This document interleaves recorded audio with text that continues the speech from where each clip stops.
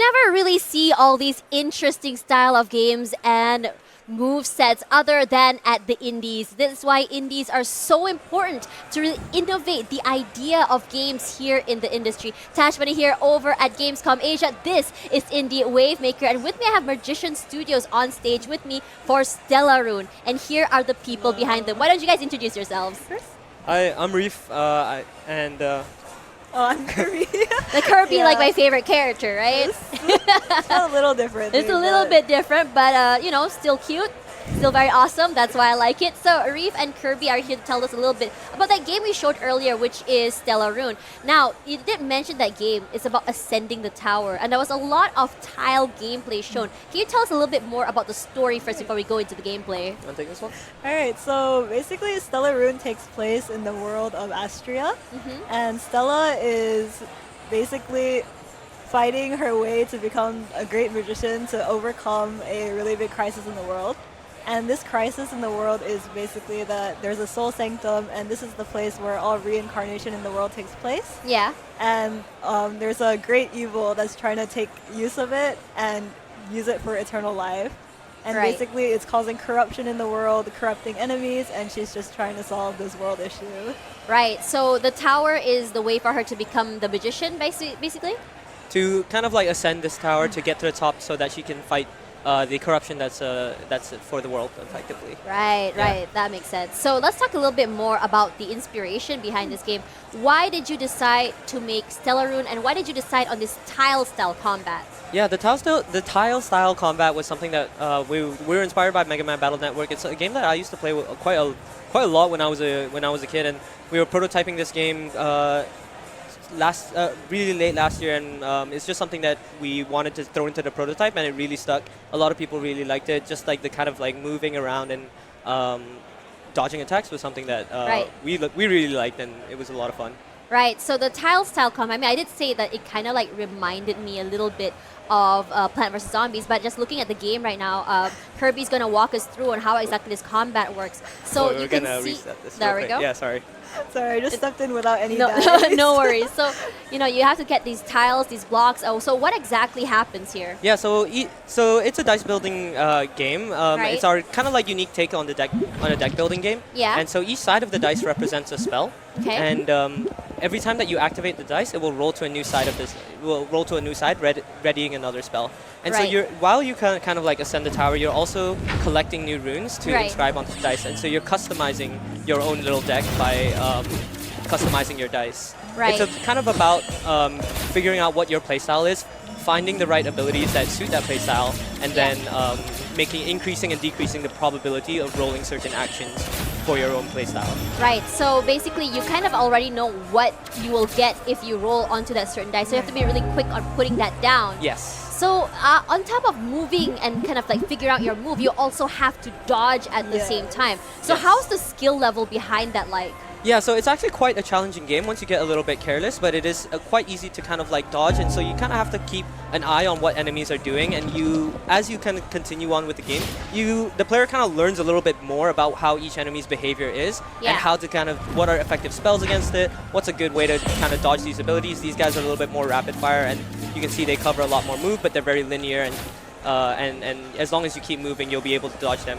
They also do a little bit of dodging on your own abilities by going underground. So that's actually something that we really enjoy about this particular enemy. And each enemy has their own kind of characteristic. Yeah. So yeah. I would be so annoyed if the character just keeps dodging my attacks. It's like, why are you moving? Oh, you yeah. know how long it took me to get to that particular tile, to Yeah. aim it and to kill you, and you go underground? And that's particularly actually one of the things that we really like is like when you are able to get more complex spells, you can Yeah. hit more tiles. You can kind of like do a little bit of pattern recognition with the enemies to make sure that they hit with Right. certain attacks. Right, so as you kind of fight, I can see that you're going up, ascending the tower there. Yeah. And is this just the only thing we're seeing, or is there going to be like more, like, you know, some cutscenes and all that kind of stuff? Yeah, so there's a whole world outside of this. I think just before we entered into the dungeon, there was a little lobby area. Yeah. And that's kind of like where our main lobby is. That's where you'll be doing things in the actual experience, like customizing a little bit of your dice, customizing your outfit, customizing your kind of abilities as well. Yeah. So that and moving around the world so that to see a little bit more of the world and stuff. Right, that kind of reminds me of Chain of Memories a little bit more. It's kind of like the Tower of Oblivion, Right. where you have that area where you can customize, change your everything you need, customize your decks, and then like after that, you have your little area. After that, you go inside and you go to an area where you kind of go through a few stages, Yeah. and then you go to the next one. So is this kind of similar to that? Yeah. So you're actually going to be going through different areas of the world. We have plans for our a forest, a fire, and an ice area, and so the player is going to be navigating those areas to kind of see different monsters, get different types of spells, and Right. yeah. So like the different types of spells here, that means you did say it's a deck building sort of game, kind of like dice. So basically it's kind of like you, instead of a deck, you have like several dice that you bring in with you. Yeah. So you collect these dice, and each of them have their own kind of like starting thing. And Yeah. actually, in our experience, I would say you call this that we're seeing right now a mid-game build. Yeah. But in actuality, you start with two pretty weak dice, and then you kind of like start to get stronger abilities as you go, and then customize them onto your dice Right. and get stronger so that you can go further into the dungeon. Right, so just now I was interviewing another dev, and his approach to his card game or big deck building game was Yeah. that you can customize your cards by adding abilities to it. Can we see something similar to that? Yeah. So you are actually you'll be. This is what we're doing right now, where we're selecting the runes and then putting them onto the dice, and that kind of is what we're doing when we change our abilities on the dice and personalizing the dice Right, to a play style. So you can personalize the dice, or maybe a dice that you don't necessarily like can still have some use out of it. Yeah, exactly. Yeah, and eventually, as you keep playing, you're going to find more abilities that you quite like, more Yeah. abilities that work well with each other, and then you'll have like your kind of personal build by the end of the game. Right. So let's talk a little bit more about, like, say, we talked about the gameplay, but let's talk a little bit more about story. A lot of the time, I mean, we talk about, again, referencing Kingdom Hearts Chain of Memories, a lot of the stories happen in those lobbies. Yeah. Is that the same thing that'll be happening with this, or will there be stories in the battlefield itself? Yeah, so there'll be definitely a lot of like things, narrative storytelling, a subtle storytelling within the building and within the levels itself, because like this is a world that is very much alive and is corrupted, and so we want to be able to make sure that the player feels that as they're ascending the tower, as they Right. get closer to this goal that they're about to reach. Right. We want to make sure that they feel like they are getting closer to the corruption, a little bit closer to their goal, and eventually be able to beat it at the final stages. Right, and then on top of this, like, I mean, like, when you play this kind of game, I can see that it's going to be several stages at once. So if, say, I die in one of these stages, Yeah. will I have to restart the whole thing? So that's the great part, is that when you die, you will actually be able to go back to the lobby area and Yeah. then make your dice stronger from there. Okay. And then hopefully now that you've made your dice a little bit stronger, you can get a little bit further the next Right, round. so you have to restart basically the few stages that you've already done. Yes. Like that. So that it can be a bit heartbreaking, especially if you're at the last part of it. But I guess in a way, it kind of like teaches you what you are missing out on, which is Yes. really great as well. Yeah. So what about, like, say, I mean, you did say it's quite a challenging game, but is there a chance that casual players would be struggling as they play this? Definitely, I think that that's actually something that a lot of people quite like about it, is that it is still it is still like for casual players, in the sense that like it's really easy to pick up. For players that want to like just dodge and hit abilities, it's Yeah. really easy for them to pick it up, because it is very fundamentally easy to understand that like, oh, I just need to dodge and I just need to hit. So yeah. Okay, so basically it's just maybe it comes back to the fundamentals, just dodging and getting those hits. So what is this? What is this area they're showing me right now? Yeah, so this is where we do a little bit of dice customization, and so you can see like these are each individual faces on the dice, and Yeah. each of them, like I said, represent a certain spell. Yeah. And when you pick up stuff, when you pick up spells in the dungeon, those will go into your inventory, and you'll Yeah. be able to drag them onto your dice to customize what exactly is on the dice themselves. So, like, what kind of customizations that we can expect? Because I know it's not really in the game quite yet, but what can we expect from this? So you can expect like a lot of the customization to be interesting actions, Uh-huh. and actions I think is our bread and butter of the game, and enemy design and how they respond to enemy design. Yeah. And so being able to kind of pick actions that you like is kind of like what the progression is going to be Right. kind of about. Yeah. Yeah, so I can see here that there's about 4 dice that you can bring forward. Yeah. Is there a possibility that we're going to be seeing more as we level up? So as actually at the beginning of the game, we'll be starting with 2. 2? Okay. Yeah, I would call this like I said a mid game build, and Yeah. so as you progress, you will gain access to more different to more dice, and so Yeah. that will increase your kind of like power capacity, if you will. Right. So on top of that, I mean, like, you know how some people, they can like combine certain roles. That be happening? Because kind of like you can see that about a bunch of them are kind of like, you know, twirling at the same time. Can we do a combination of spells to make it stronger by any chance? Yeah, so actually one of the things that we have in the game is status effects. And so we have different things that make you a little bit stronger based on, like, let's say we have red abilities here, and if you hit an enemy with 3 red abilities, Yeah. then you'll be they'll take burn damage. If you hit enemies with blue abilities, then each Yeah. successive hit blue ability will increase the next one by like crit multiplier. And to be able to kind of like mix them is Yeah. also something that we're experimenting with right now. We'd love to kind of like put ourselves in a situation where having a lot of different types of different elements give you a kind of like bonus, like maybe make your cooldown reduction a little bit shorter and stuff like that. So we want to incentivize players to experiment with like going down a singular elemental path, Yeah. but also have a kind of if they would like to have a kind of variety as well. Yeah. So how many reds, how many blues do we need to be able to roll to be able to get that status effect? So it depends on how many you hit. So for the red one, all you need is to hit an enemy 3 times. Yeah. You can see the kind of indicator above the enemy. There's a little fire symbol above the little stone guy. Yeah. And if you hit them 3 times, then they'll start to take their burn damage. And then for the blue one, that will immediately kick in. There's a little bar above the player Yeah. that tells you how many blue hits that you have, Oh, how many wow. blue hits you have hit. Yeah. All right. So other than, you know, everything we've talked about, is there anything else about the game that you'd like to share with us? Yeah, I think one of the things that we're super excited about is that the game actually hasn't been in development all too long. We've only been doing this for about like 4 months, or for about 4 months, and It's so really quick. yeah, so we're really happy about the where we're at, and we're Yeah. aiming for our Q3 release next year. And so we would, we're really passionate about the development of the game. And where it's going. I think one of the other things that we'd love to kind of like talk about is our boss design. We Yeah. are going to, it's not in this demo here, not for Gamescom, but then like as we continue to work, we're going to be adding a little bit more boss design as well. I think it's in the trailer. Yeah. And we're hopefully going to have about 4 bosses in the final build, and that's going to be kind of like taking a spin on a lot of the mechanics that we teach the player Right. from our enemies. Right. So I mean, we did talk about that for a little bit briefly before the show about your Star Sentinel, I think it's called. Yeah, yeah. And I thought it was a very, very cool character. And I can see that there's a lot of like astrology theme going about this. What inspired this? Yeah, I think one of the things that we really like is like this idea of destiny and this idea of like you're moving up into this kind of like star kind of astral plane. Yeah. And so it's something that we wanted to like increase into kind of like throw into the game in as many areas as possible and act as a recurring theme. Yeah. For like this idea of destiny and who you're meant to become, and you know what's written in the stars and stuff like that.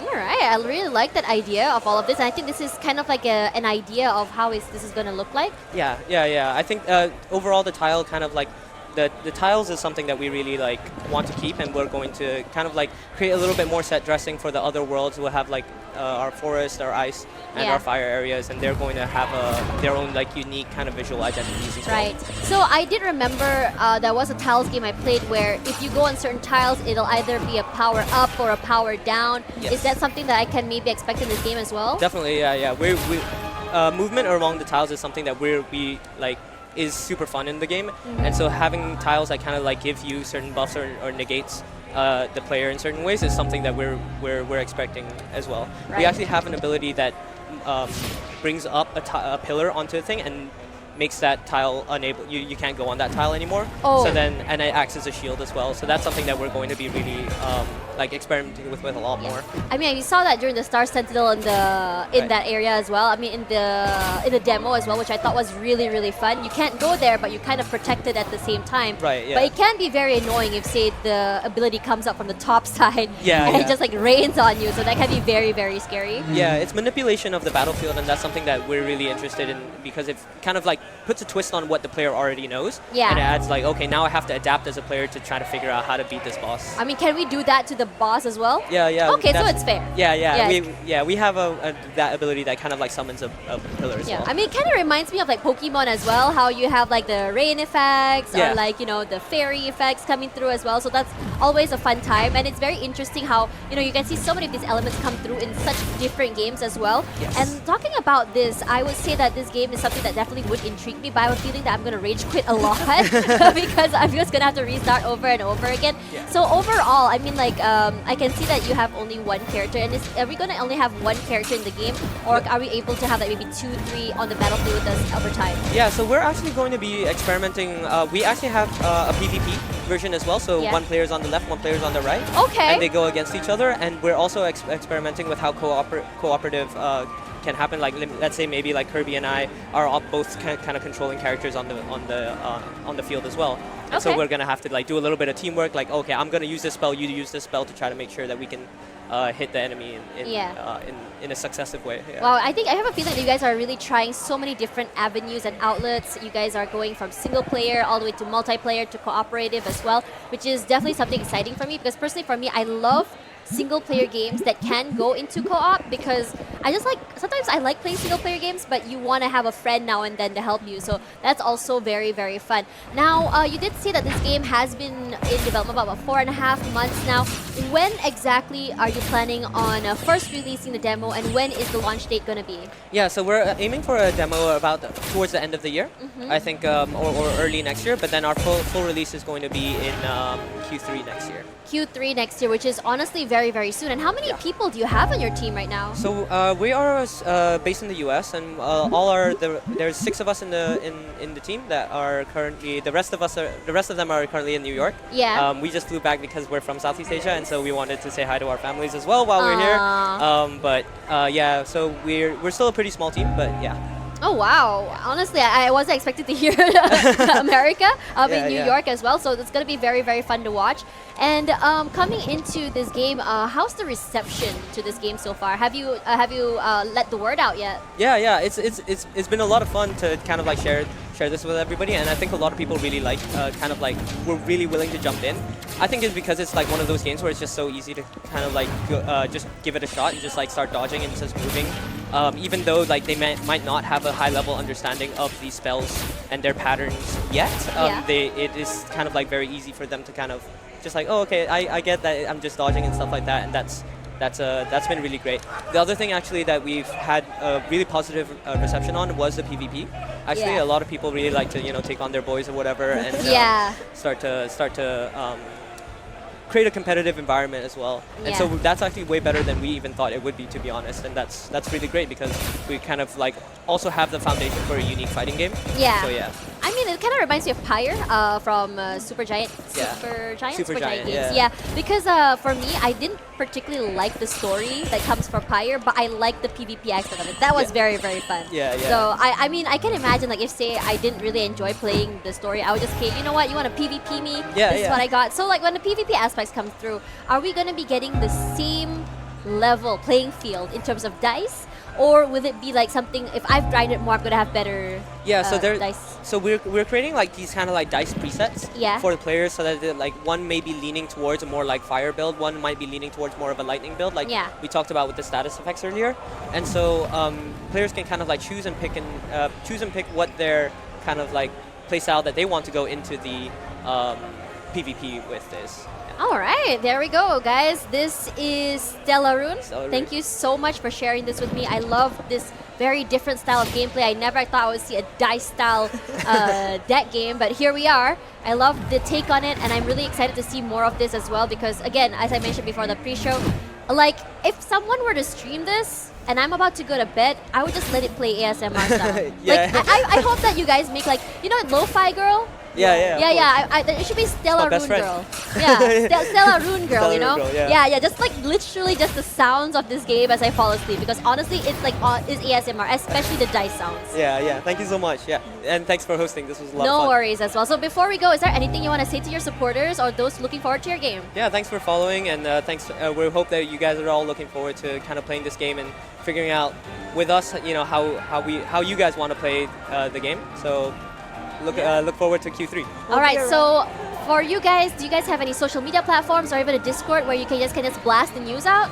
Yeah, so we have a Twitter, and you can just follow us at Mergicians, but we'll also be at Gamescom Asia until tomorrow, or otherwise you can catch a flight to New York and see us, I guess. Yeah, so you guys have a booth here, right, where everyone can play the game. So if you guys are over here in Suntec City Convention Center. Feel free to try this game out. It's going to be super exciting for you guys. A different take on a game. If you guys love, I would say strategic, kind of something a little bit more fast, on your toes, this is definitely going to be the game that you are going to be looking out for. So anyways, that would be the end for us. Thank you guys so much for coming here and sharing your game. Looking forward to the demo. The demo is here. It's not out yet on Steam, but you can already wishlist, I believe, Yes. on Steam. Is there any other platform? No, just Steam. Just Steam for now. And don't forget to follow them on all their social medias. And guys, don't forget, we're still here halfway through the day for Gamescom Asia. This is Indie Wavemakers. And after this, more indie games coming right at you. We'll see you guys later. Bye!